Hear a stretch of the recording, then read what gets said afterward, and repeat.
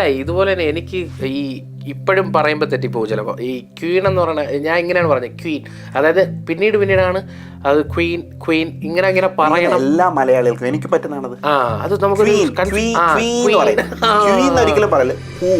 Queen എന്നുള്ള അത് കുറെ സമയം എടുത്താണ് അതൊക്കെ പഠിക്കുന്നത്. അത് ഈ പറഞ്ഞ പോലെ പെട്ടെന്ന്. അതുപോലെ തന്നെ മറ്റൊരു കാര്യം ഞാൻ പറഞ്ഞുതരാം. അത് ഇപ്പോഴും ഈ ഇടയ്ക്ക് ഒരു കുറച്ച് ദിവസം പെട്ട സംഭവമാണ്.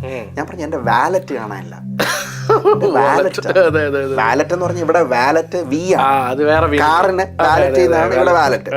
സത്യം പറഞ്ഞാൽ എന്റെ പേഴ്സ് കാണാനില്ല. നമ്മുടെ നാട്ടിൽ പേഴ്സ് എന്നാണ് പറയുന്നത്. അപ്പൊ ഇവിടെ പെണ്ണുങ്ങളാണ് പേഴ്സ് എന്ന് പറയുന്നത്, ആണുങ്ങള് വോളറ്റ്.